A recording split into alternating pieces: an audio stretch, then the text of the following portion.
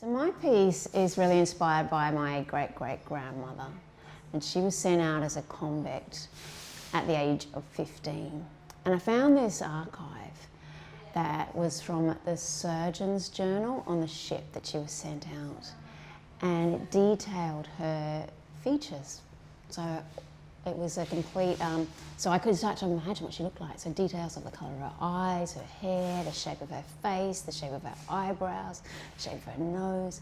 And at the bottom, there was this line for remarks, and it listed that she had 10 initials on her right arm above the elbow, and another 10 initials on her left arm above the elbow, and 2 hearts. And this, I was gobsmacked, and just, it was something that I kept thinking about. And I did read about convict tattoos, but I just threw right to my core. I needed to do more. I needed to touch and feel and honour as well. And so I actually decided to stitch. So I was thinking that a needle going through fabric may have some kind of sense of the tattooing of the nail that's gone into her flesh. And so I stitched, and to just hold these letters. Also in stitching, I could hold them in my hands.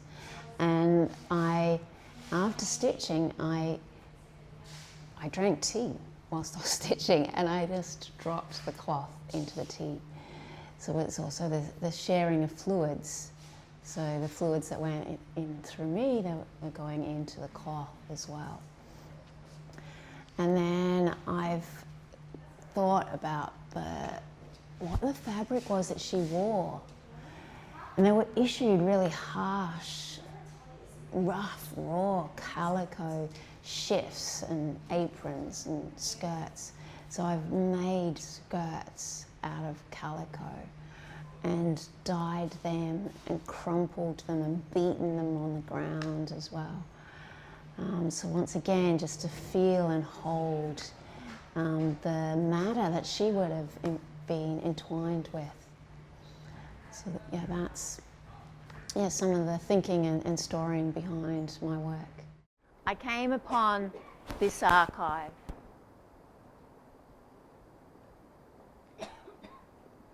and it invited more of me, more than thinking, more than reading, more than writing, but to touch the matter, to hold its form, to shape it, to caress, to submerge with it.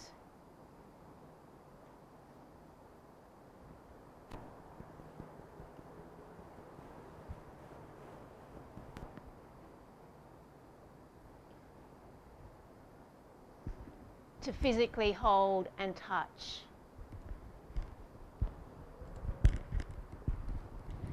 To feel the textures, the threads, the sinews.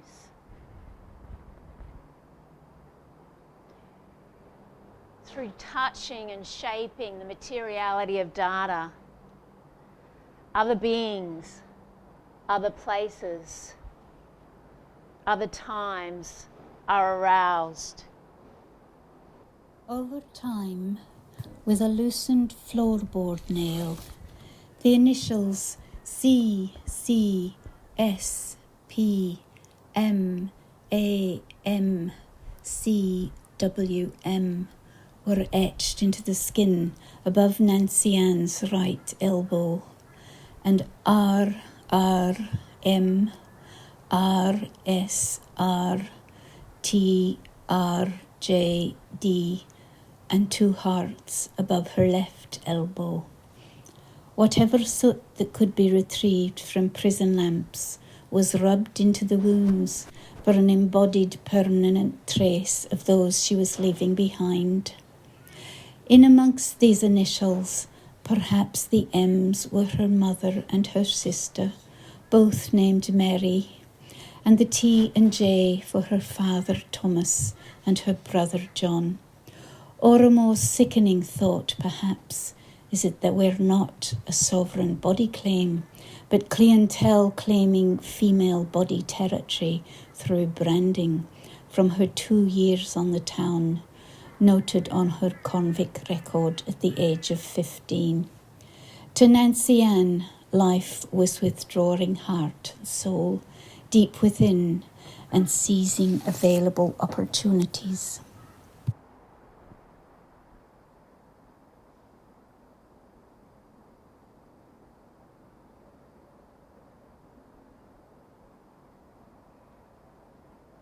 I am a colonial subject. I am a descendant of incarcerated white occupiers on stolen land. I am white. I am small. I am a small white woman. I am a daughter. I am a sister. I am a mother. I am stained. I am an overstaying occupier on stolen land.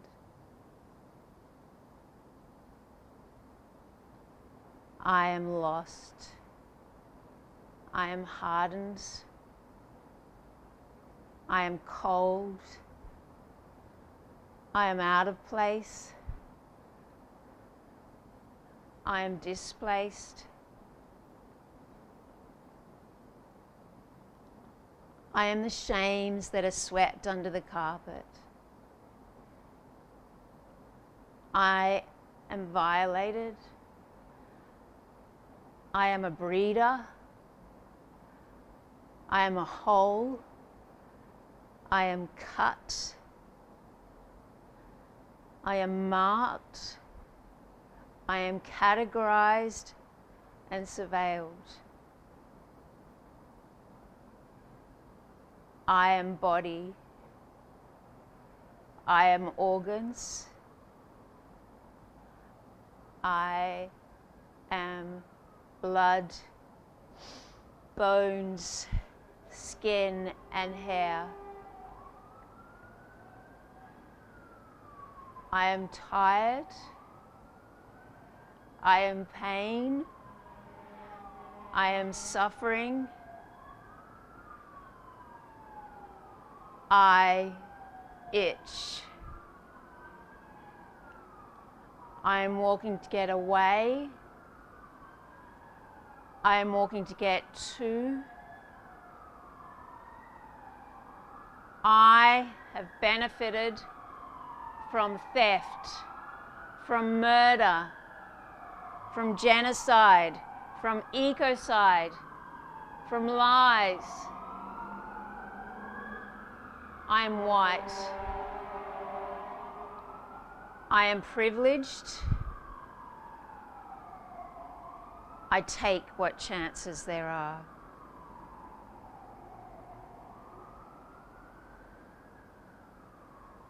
I am sick. I am raw.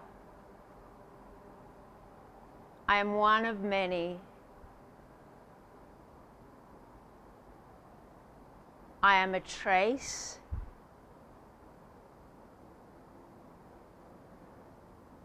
I am dust.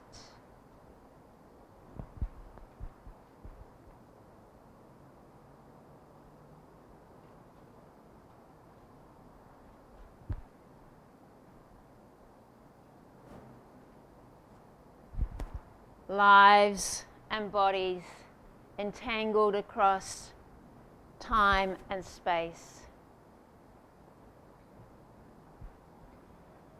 The pains of ontological destruction, silencing, disconnection, held and heard.